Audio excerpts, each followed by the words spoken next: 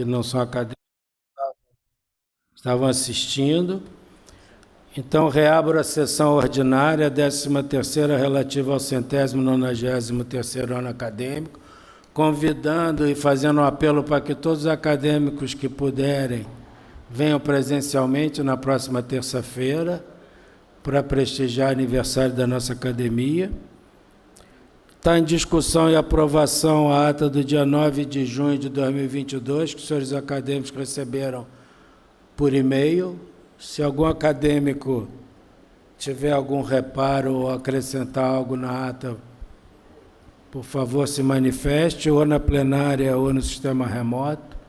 Nós estamos em sistema híbrido com vários acadêmicos remotamente. Não havendo nenhuma manifestação, consideramos aprovada a ata de 9 de junho de 2022. Não havendo nenhuma comunicação especial da Secretaria, passo agora a comunicação, a palavra aos acadêmicos que quiserem fazer uso, desde a plenária ou no sistema remoto. Algum acadêmico quer se manifestar?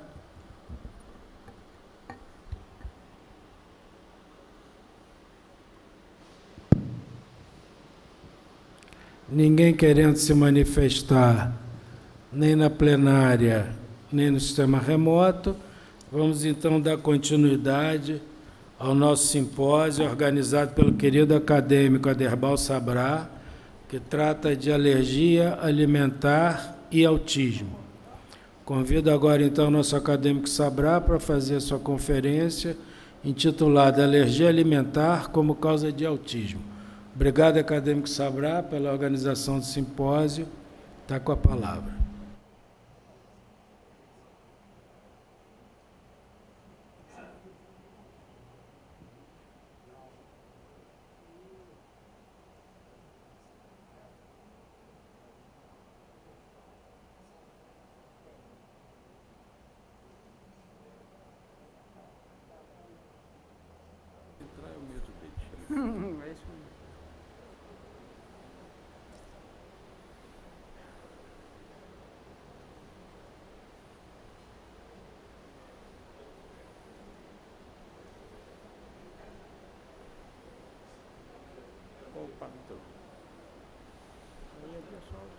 Bota no modo único.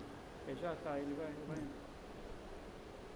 Porque está pegando aquela lateral, né? Eu já botei em modo apresentação. Excelentíssimo senhor presidente, Francisco Sampaio, excelentíssimo senhor secretário, Galvão, queridos colegas, é uma honra muito grande a oportunidade que tenho de trazer a essa casa meus trabalhos e de minha equipe que buscam a conexão entre a alergia alimentar e o transtorno do espectro autista. Nesse dia de hoje, então, eu vou falar sobre esse novo paradigma em que é possível, com os conhecimentos atuais e a evolução das pesquisas nessa área, dizer que existe uma indissociável relação entre a alergia alimentar e o autismo.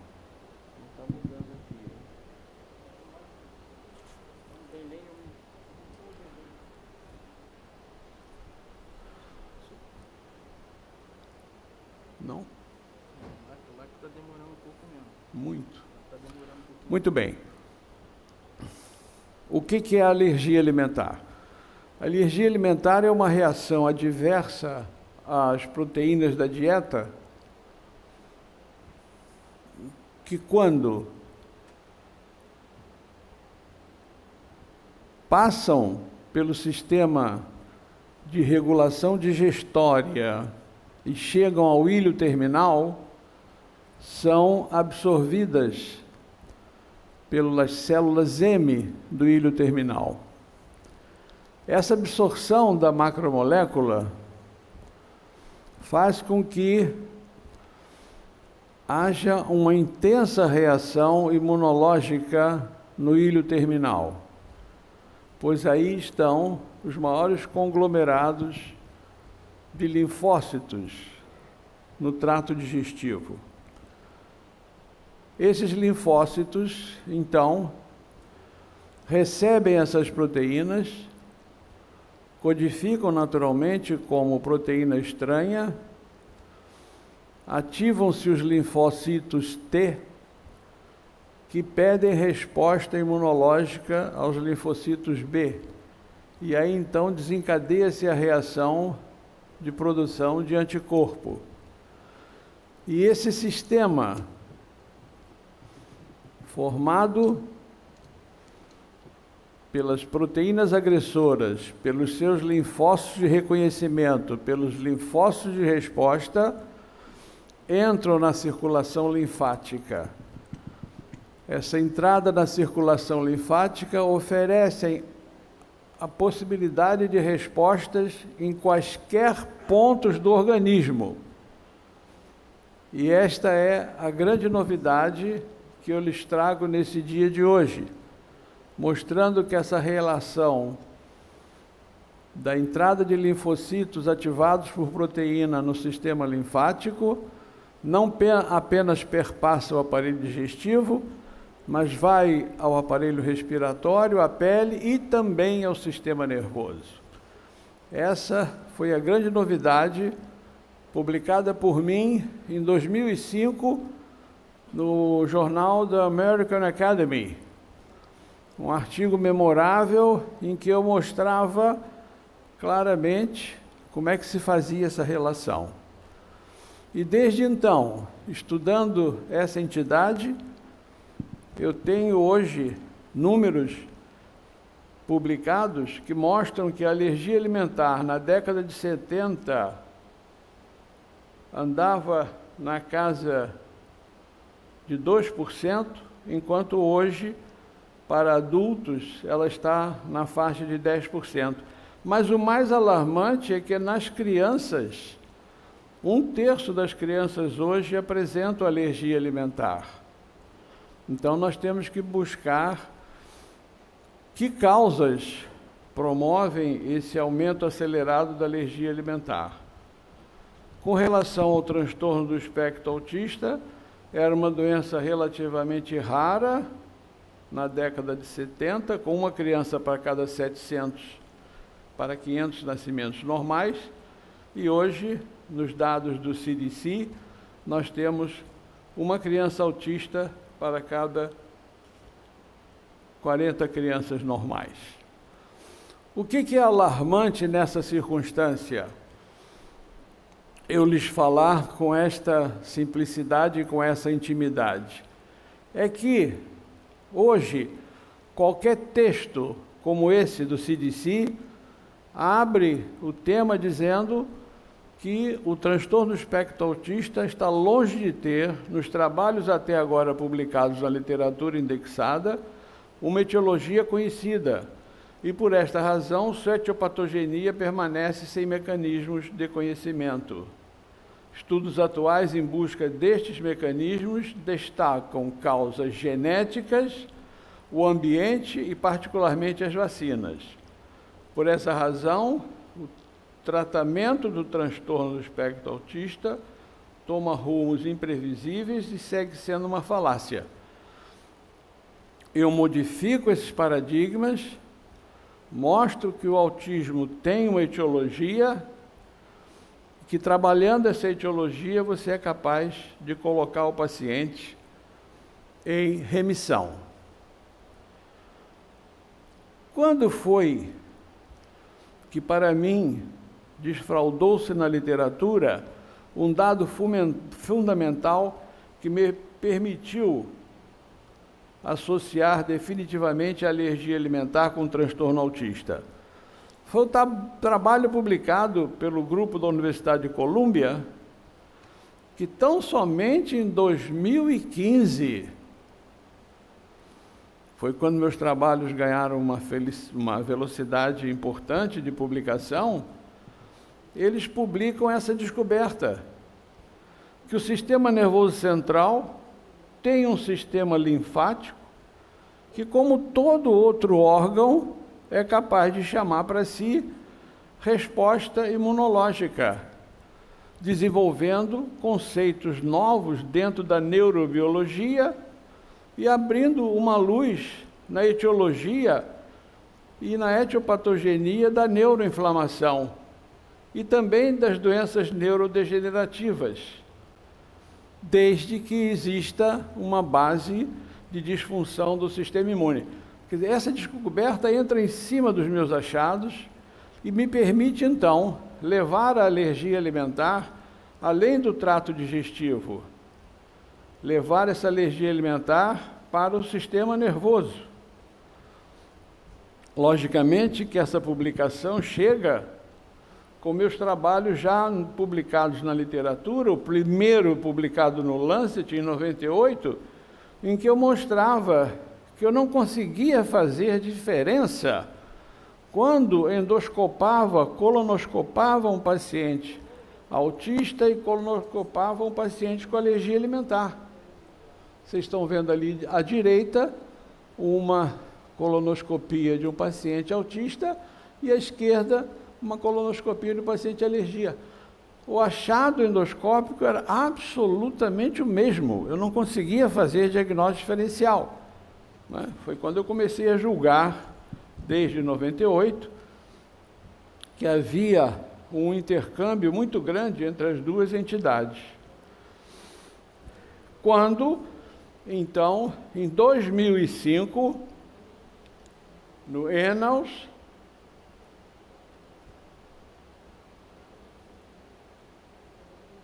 estão vendo aqui a minha seta, né? Em 2005, no Annals, eu mostrei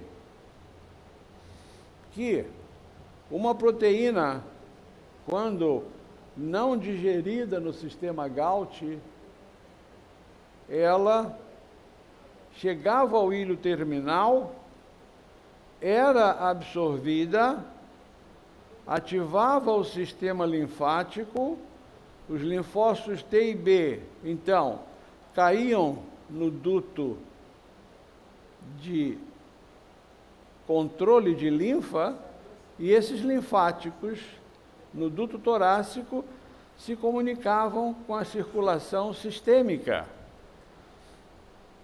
Eu fui, nesse momento, capaz de descrever por que uma proteína, aqui está um antígeno nessa extremidade, né?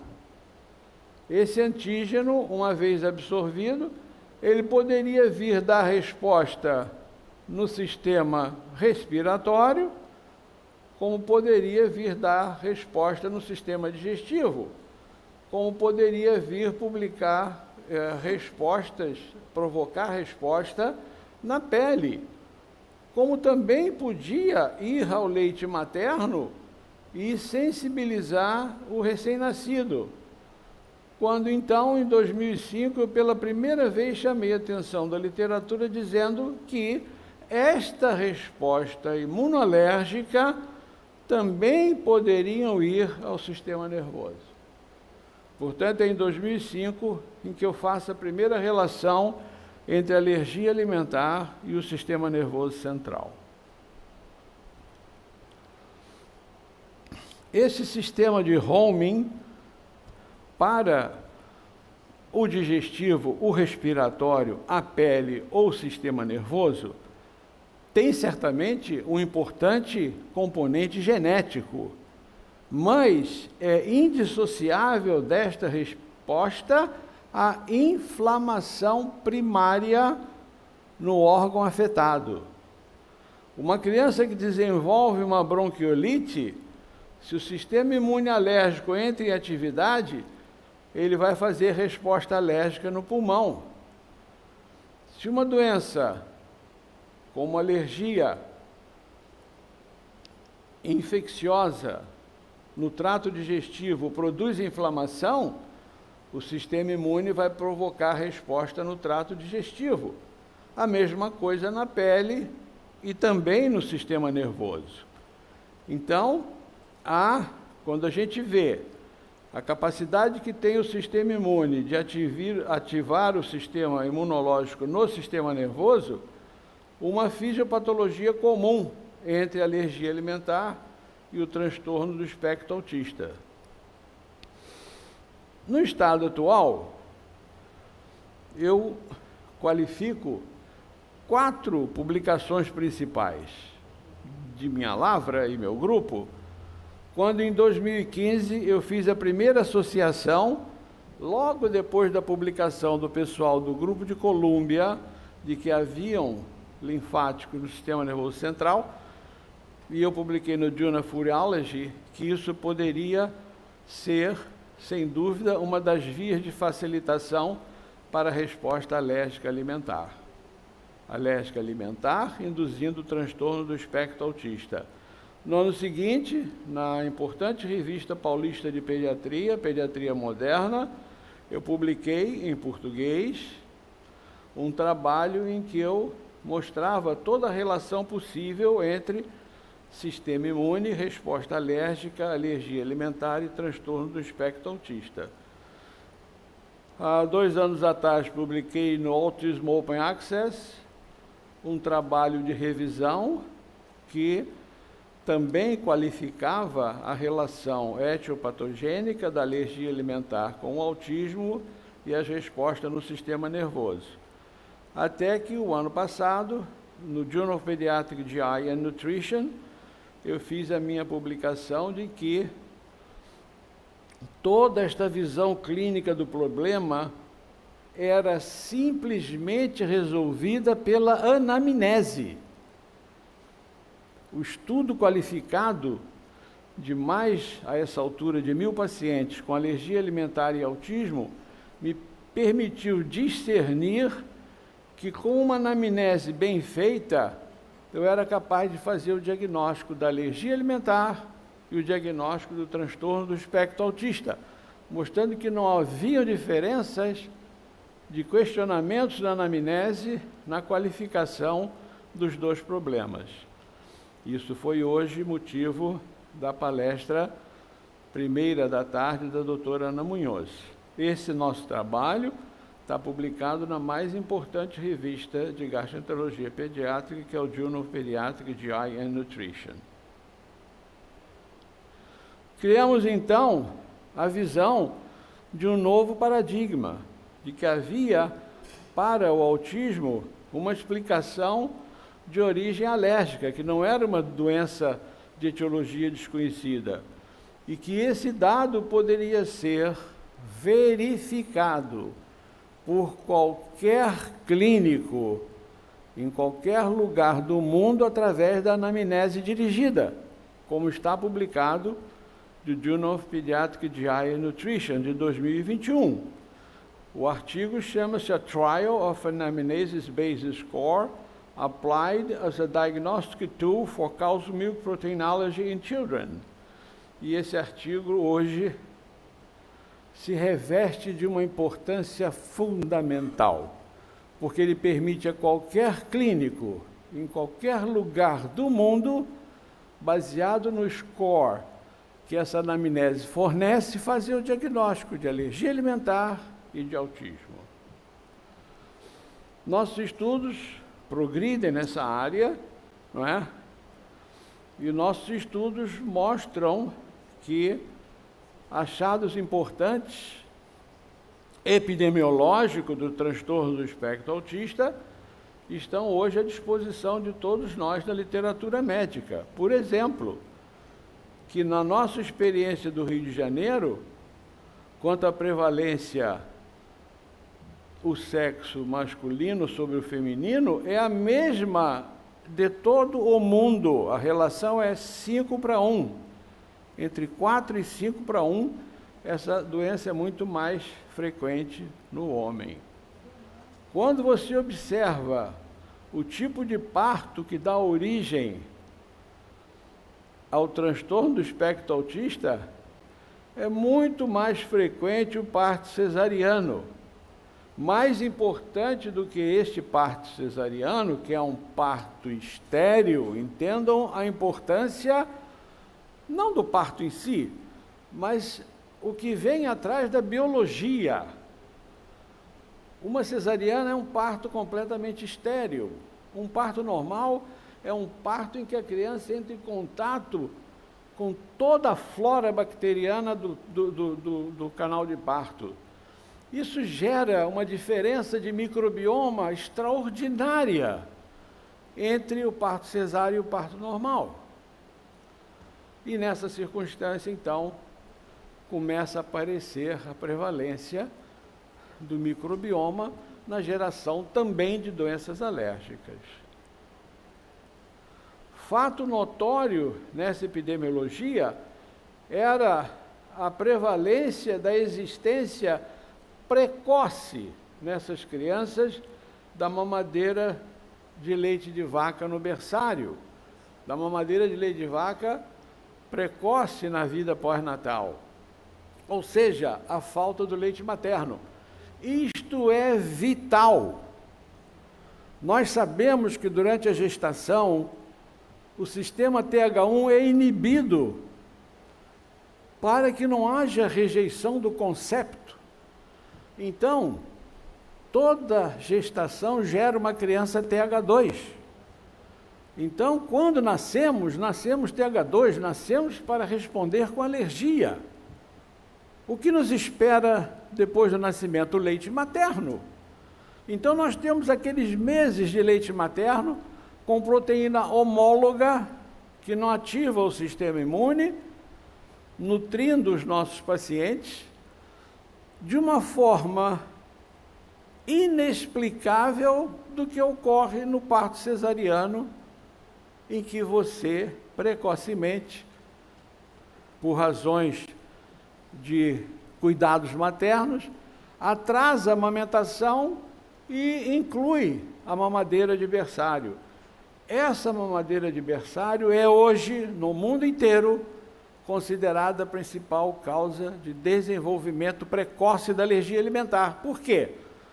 Porque em vez da criança receber o leite materno homólogo, que não ativa o sistema TH2, que pelo contrário permite a reorganização do sistema TH1, ao introduzir uma mamadeira de fórmula de proteína heteróloga numa criança TH2, ela dispara o processo alérgico.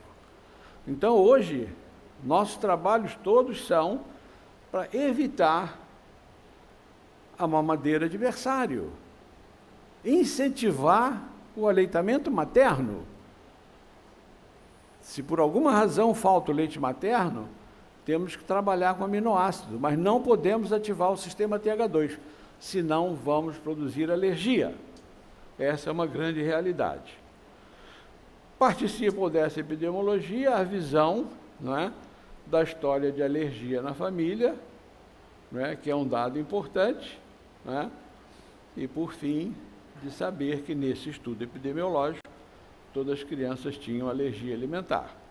Então, deste conhecimento, aflora que, uma vez ativado o sistema de recepção linfocítico na placa de Peyer, que vai produzir a hiperplasia nodular linfóide, a alergia pode, não é, convergir para o sistema respiratório, pode voltar para o aparelho digestivo, pode ir para a pele, localizar-se no sistema nervoso ou nas glândulas de secreção.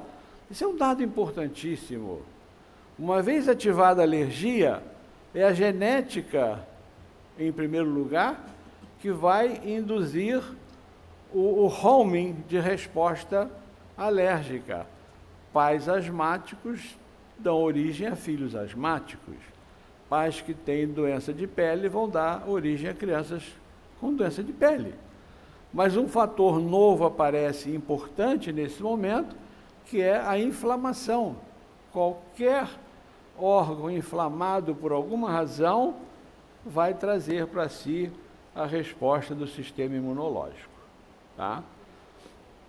Então, esses dados se avolumam na literatura e você então começa a entender as similaridades entre alergia alimentar e transtorno do espectro autista. as duas doenças têm manifestações multissistêmicas. O autista tem doença respiratória, doença digestiva, doença de pele e doença do sistema nervoso. A criança alérgica tem todas essas doenças. Ambas as doenças têm um forte componente familiar e ambas são doenças de ano todo. Os sistemas maltes acometidos são, na maioria dos pacientes, não é, de acometimento de 2, 3 ou mais sistemas. E o que é mais interessante é que nestes estudos, publicados pelo meu grupo, o sistema Gaut é, dos sistemas maltes, o mais acometido. Essa explicação é muito interessante, porque se é o sistema Gaut o mais comprometido, isso leva a uma importante modificação do microbioma, mas mais do que isso, leva à inflamação do sistema nervoso gastrointestinal. E o sistema nervoso gastrointestinal se conecta diretamente com o sistema nervoso central. Então, se eu mantenho uma criança com inflamação crônica do sistema Gaut, seja por uma constipação crônica, seja por uma diarreia crônica, esta inflamação no sistema Gaut vai chegar ao sistema nervoso central. E se a criança tiver qualquer fragilidade neurológica, além dela ter uma doença do Baut, do Naut, do Salt, ela poderá ter uma doença do sistema nervoso central.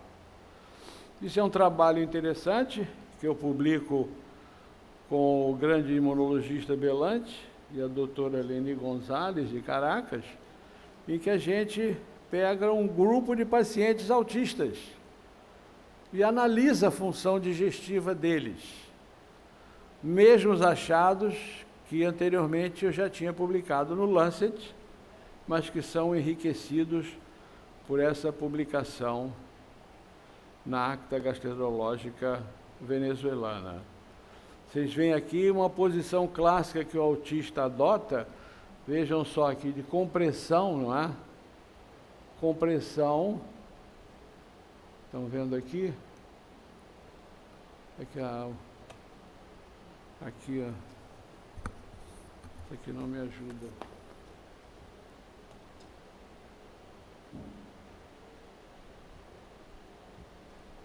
Não tem um. Tá, mas ela não move como eu quero. Pois é. Não, tá. Então, o que eu quero dizer é o seguinte, repare essa criança aqui da figura inferior, como é que ela comprime o seu abdômen contra a superfície da mesa. É uma característica do autista, ele sente dor. E quando ele sente dor e não é muito comprometido, ele é, inclusive, capaz de se automutilar. Então, esse é um dado muito interessante. Reparem que os autistas estão sempre espremendo sua barriga lá. 4 autistas diferentes, todos eles apertando a barriga, pelo fato de ter muita dor abdominal.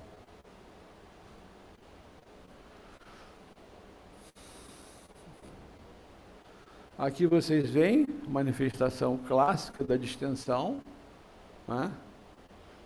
Se você pega esse paciente e você faz uma endoscopia digestiva alta, você vai encontrar, né, a esofagite por refluxo. Se você caminha com endoscópio, né, e vai com colonoscópio ao ilho terminal, você vai encontrar essa manifestação importante de hiperplasia nodular linfóide do ilho. O que é importante é que estas manifestações presentes são impossíveis de serem distinguidas se você pegar um material de um autista e um material de um alérgico e dá para o patologista. São absolutamente iguais, o que mostra a grande relação entre essas doenças. Em 2010, participei de um consenso sobre autismo em Boston e chegamos a algumas conclusões muito interessantes. Uma delas era de que todo indivíduo com autismo, como aqueles que eu mostrei, encostando a barriga aqui, acolá, são indivíduos que têm sintomas digestivos e que precisam de uma forte investigação do sistema gastrointestinal, com endoscopia e com biópsias, que vão demonstrar doenças importantes inflamatórias do trato digestivo. Condições essas que acompanham os autistas. Portanto, essa condição é considerada comum, tanto em pacientes autistas como pacientes sem autismo. Não é possível fazer a diferença entre eles. O statement número 6, né, nós dizíamos que os indivíduos com autismo e sintomas gastrointestinal estão sujeitos a problemas de comportamento. O autista não consegue expressar a sua dor, mas ele sente a dor. Então, o que ele faz? Ele se automutila. Ele toma atitudes extremas que nós temos dificuldades em compreender, mas que são facilmente verificáveis através de exames específicos. Por isso é que é uma regra, num paciente autista que está com automutilação, nós procedermos à verificação endoscópica, que vai nos permitir mostrar isso que está aí. Olha que esofagite grave. Hein? Essa esofagite não tem, o autista não consegue se expressar da dor que ele está sentindo. Então, o que ele faz? A automutilação. Então, nós que trabalhamos com autistas, quando encontramos um autista que está esfregando muito a barriga numa superfície, fazendo compressão da barriga, está automutilado, imediatamente endoscopamos e vamos encontrar os indicativos de uma doença importante esofagiana. Como essa criança aí, automutilada, verificamos então como é que estava o seu esôfago, intensamente comprometido. Fizemos o tratamento clássico da esofagite inflamatória. Colocamos ele em bloqueador de bomba protônica, usamos antiácido, e essa criança, no final de 30 dias, estava sem nenhuma manifestação clínica de automutilação. Como vocês podem observar nessa figura, a nossa mesma menininha agora está muito bem. Então, vamos encerrar essa nossa apresentação, mostrando as evidências que existem entre alergia alimentar e autismo. A primeira delas é que o sistema nervoso central é sensível a respostas imunes, como acontece na alergia. Desde que haja uma inflamação, ele atua como um homing e vai fazer o desenvolvimento da alergia alimentar. Isso eu publiquei em 2005 na revista do American College. O grupo da Universidade de Columbia mostrou que a descoberta de que o sistema nervoso central tem um importante sistema linfático de comunicação com o sistema imune me permitiu desenvolver os conceitos de que a produção de sistema imune ativado em qualquer circunstância a partir da proteína entrando na placa de Peyer. O que aconteceu? A proteína entrando na placa de Peyer, ele vai entrar no sistema linfático, no duto torácico vai para o sangue, e, dependendo do órgão de choque, o homing vai produzir doença nesse sistema. E aqui eu falo da alergia alimentar e do autismo, cujo homing é para o sistema nervoso central. Não há o porquê hoje dissociar alergia alimentar de autismo. basta que o homing seja para o sistema nervoso central. Quer dizer, assim como numa criança a alergia alimentar produz bronquite, em outra criança a alergia alimentar produz diarreia crônica, em outra criança a alergia alimentar produz eczema crônico, em outra criança ele pode produzir transtorno do espectro autista. Mas o que está evidenciado por todos os nossos trabalhos é que estas manifestações acontecem na mesma criança de uma forma multissistêmica. As respostas imunes em pacientes com alergia alimentar e transtornos espectro-autistas têm respostas semelhantes. A mediação imunológica é absolutamente a mesma. Ou ela é IgE, ou ela é mista, ou é celular, ou tem outros mecanismos imunológicos, mas ela acontece no TEA como acontece na alergia alimentar. A terceira evidência que nós demonstramos é de que não há diferença na epidemiologia da alergia alimentar e do autismo. São extremamente semelhantes, diferem apenas com relação à prevalência de sexo, tá? E talvez ao gatilho. Então, nós observamos que esses aspectos clínicos e epidemiológicos do transtorno autista mostram uma relação prevalente do sexo masculino sobre o feminino, mas que é o parto cesáreo o grande responsável pela existência de um parto estéril e, sobretudo, a presença da mamadeira de berçário, desenvolvendo, então, a resposta imunológica adversa, que vai acabar no sistema nervoso central. A quarta evidência é que os sistemas afetados são os mesmos na alergia alimentar e no autismo. Quando você analisa uma criança com alergia alimentar e faz a anamnese aquela que eu já chamei de fundamental, a anamnese aquela que é a mesma aplicada em toda criança, a anamnese aquela que está publicada no Journal of Pediatric GI Nutrition do ano passado, que mostra que pela anamnese eu posso fazer o diagnóstico de alergia alimentar, pela anamnese eu posso fazer o diagnóstico do transtorno do espectro autista.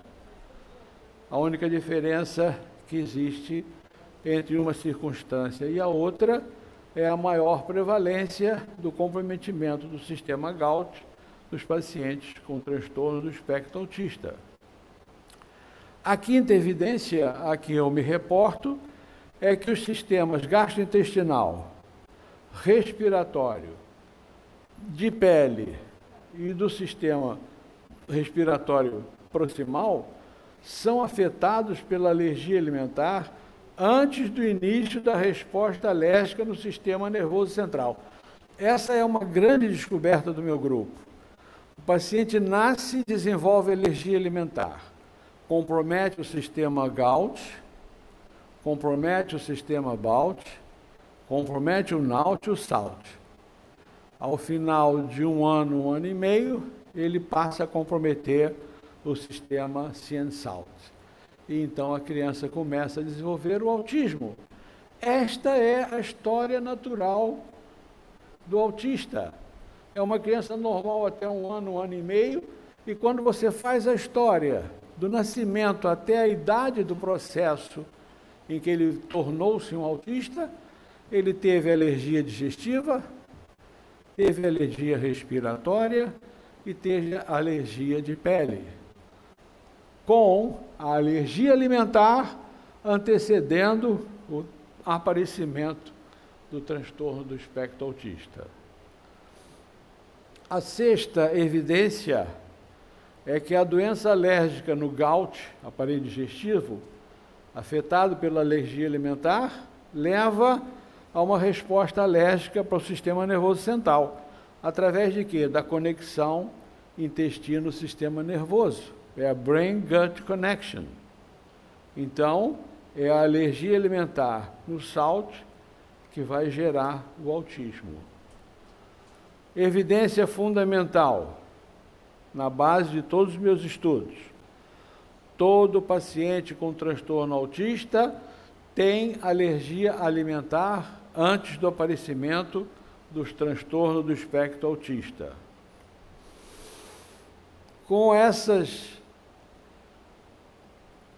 conclusões de que é a alergia alimentar que leva ao autismo, hoje o meu serviço tem mais de 3 mil pacientes com transtorno do espectro autista em remissão, baseado num único movimento terapêutico, tratamento do espectro autista, com uma dieta rigorosa contra a alergia alimentar.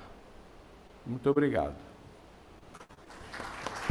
Obrigado, querido acadêmico Sabrá, pela brilhante exposição e por dividir seu conhecimento aí, certamente do pediatra com maior experiência em alergia alimentar, inclusive com minha experiência própria. Eu tenho 2 comentários a fazer e vou incluir aqui nosso querido Jorge Rezende, filho. Primeiro, o assunto da amamentação a gente já conhecia, né? A mãe que não amamenta, não tampona o sistema imune, essa criança vai ter alergia, no mínimo vai ter rinite, asma brônquica, etc, etc. E a gente está vendo que pode até ter autismo, né? Aí a pergunta vai para o Sabrá, mas vai para o nosso Jorge Rezende, porque isso é importante esclarecer para a população. É muito comum a mãe falar que não tem leite, o leite secou, não consegue amamentar. E assim, a impressão que a gente tem, eu sou urologista, mas tenho 67 anos, já vi muita gente amamentando e não amamentando. O que a gente percebe é que quando a mãe não quer amamentar, ela não amamenta, né? Porque ela começa a dizer que rachou o mamilo, que está doendo, etc.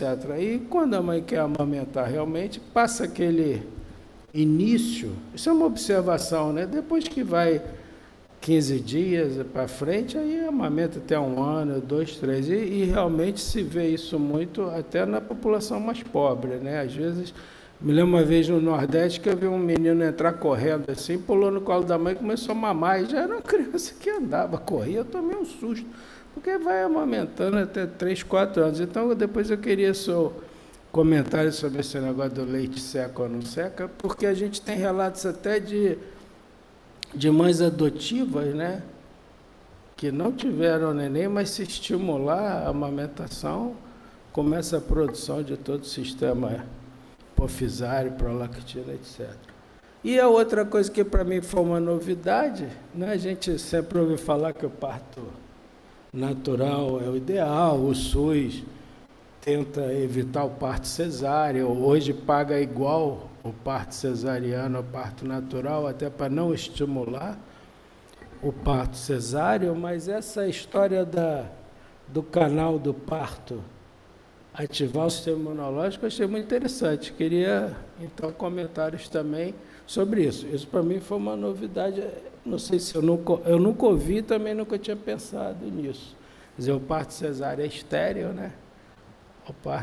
Ao passo que o parto vaginal já dá contato com o mundo das bactérias. Então, por favor, acho que o acadêmico Jorge Rezende pode falar, depois o acadêmico Sabrá. Quem está com o microfone aí está...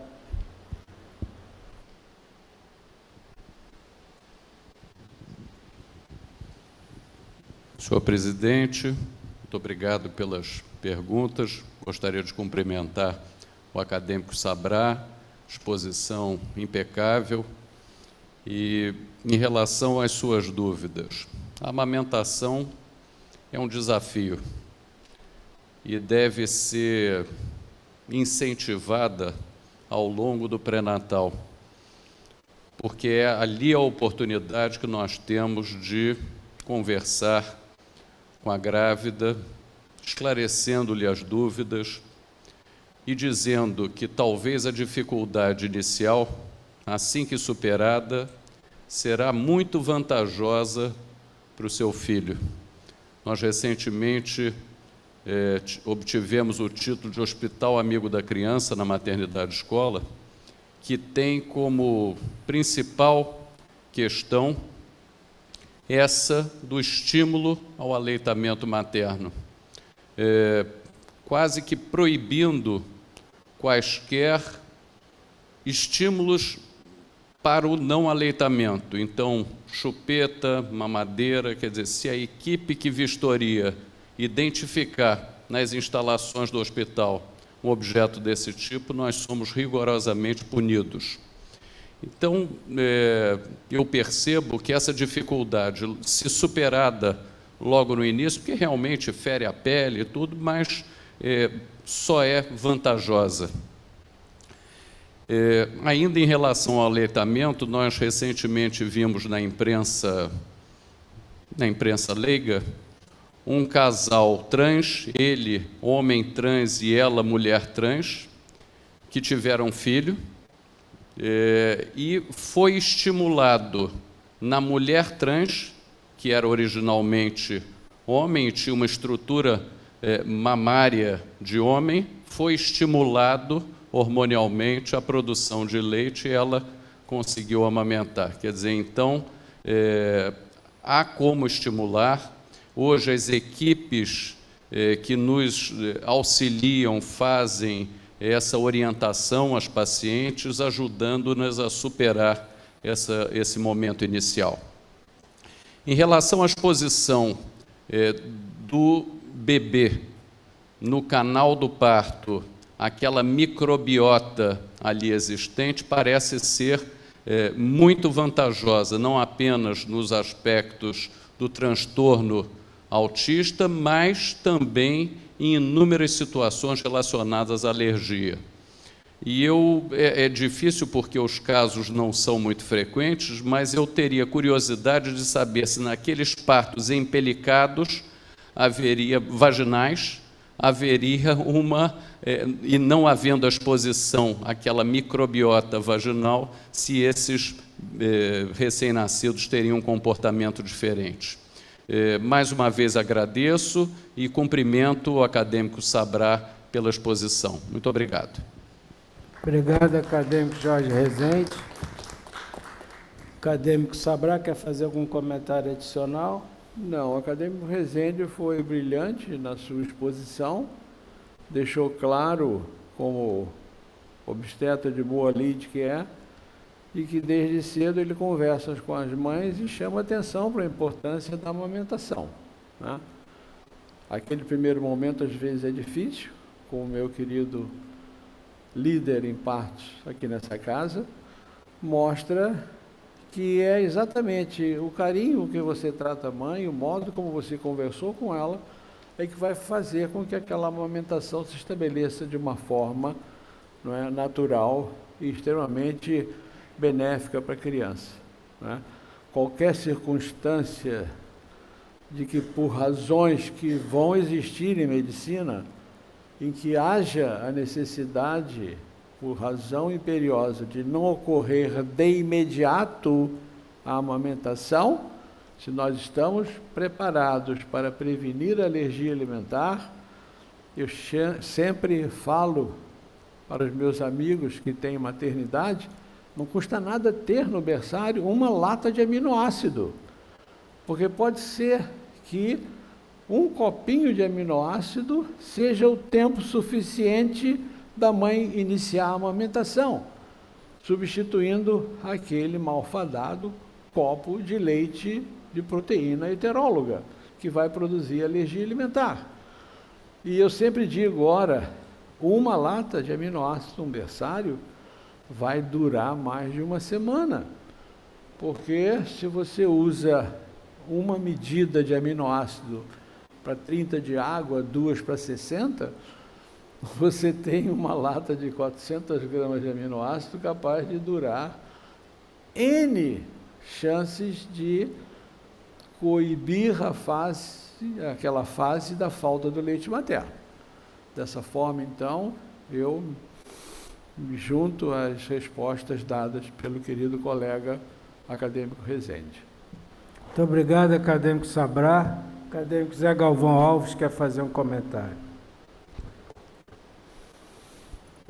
Professor Sabrá, acadêmico Debal Sabrá, um dos maiores estudiosos em imunoalergia do nosso país e do mundo, seguramente. Eu queria primeiro uma pergunta sobre autismo por desconhecimento mesmo.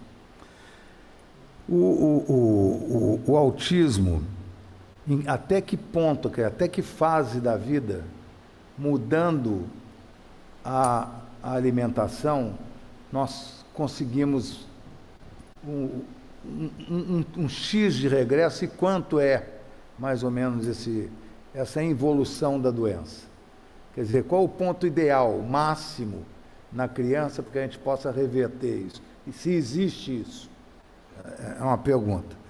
A segunda, eu estou vendo a correlação, ou tentando pensar na correlação, estou vendo também, dentre os participantes, um dos maiores professores do Brasil de doença inflamatória intestinal, Sandro Mesputin, que está ali assistindo a sessão. Eu gostaria de saber se o senhor vê alguma correlação na alergia alimentar e na doença inflamatória intestinal específica, Crohn e retocolite, uma vez que as doenças hoje ainda são definidas como doenças autoimunes de etiologia desconhecida. Estaria nesse sistema imunoalérgico também para a doença de Crohn e retocolite a etiopatogenia dessas doenças? Excelentes perguntas, querido acadêmico, professor Galvão. Quanto à primeira pergunta, é importante entender que a introdução de qualquer proteína heteróloga nos primeiros momentos da vida, durante o primeiro mês, durante a primeira semana, ou seja, enquanto a criança é TH2, esse TH2 só é revertido pelo leite materno depois de 6 a 8 meses. Em qualquer fase em que ela é TH2, a presença de proteína heteróloga vai resultar em resposta alérgica TH2. Então, é importante que a gente postergue ao máximo a presença de proteína heteróloga na dieta, tanto que é clássico que a mãe amamenta e apenas os alimentos vão chegar aos 6 meses. Isso respondendo à sua primeira pergunta. Quanto aos trabalhos de literatura que relacionam as doenças inflamatórias crônicas com a possível existência de uma resposta imune de origem alérgica, eles já datam de umas 4 décadas. São trabalhos em que sempre se procurou, também na doença inflamatória crônica, introduzir a dieta alimentar hipoalergênica como um dos mecanismos de tratamento. E Vossa Excelência, muito mais do que eu próprio, sabe que se você coloca um doente de doença inflamatória crônica em nutrição parenteral total, a doença entra em remissão. Quer dizer, eu tirei os alergenos do trato digestivo. Isso é uma ideia que vem da década de 70 e que até hoje a gente preserva. Quer dizer, há um fundo de associação entre alteração do sistema imune e doença inflamatória crônica. Entretanto, não existe nenhum trabalho hoje na literatura que tenta modificar essa relação, que desde essa década de 70 vem por trabalhos aqui e acolá, mostrando na literatura que é benéfico para o paciente com doença inflamatória crônica um grau de dieta hipoalergênica. Obrigado, acadêmico Sabrá. Convido agora o acadêmico Daniel Tabaque para fazer uso da palavra.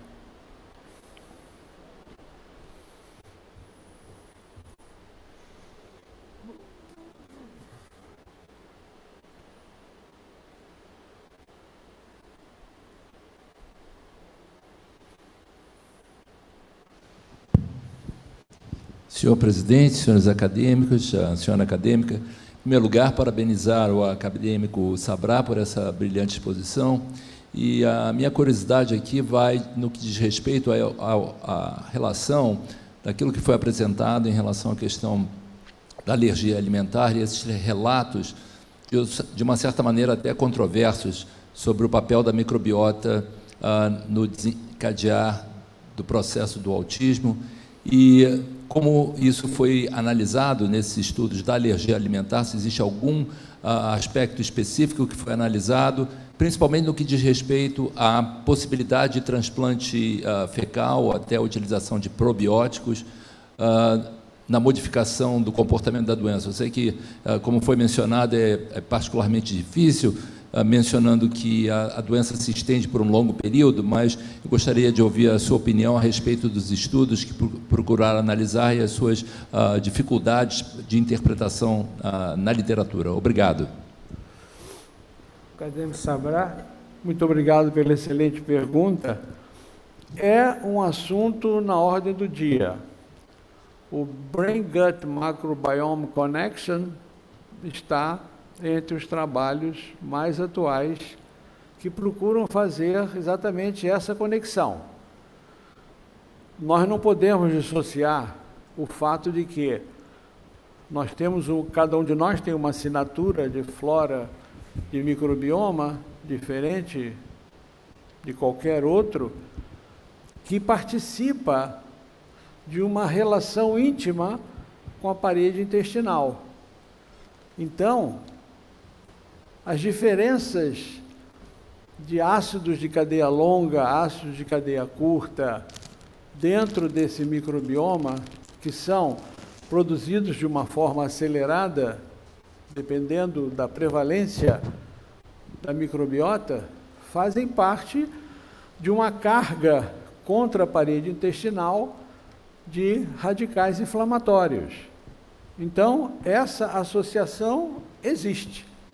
Agora, eu não posso lhe dizer que exista nenhum progresso capaz de que, na visão do Brain-Gut Microbiome Axis, você possa dizer que se tem já uma palavra definitiva, que isso vai se resolver a partir de modificação do microbioma, se isso vai se resolver a partir de modificações inflamatórias da parede intestinal, ou se esse complexo ainda vai perdurar sem uma solução. Muito obrigado pela pergunta.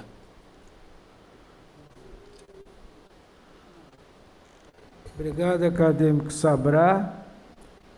Não tendo mais nenhum acadêmico na plenária querendo fazer uso da palavra, eu pergunto se existe algum acadêmico no sistema remoto que queira se manifestar, por favor, mostre a mão eletrônica.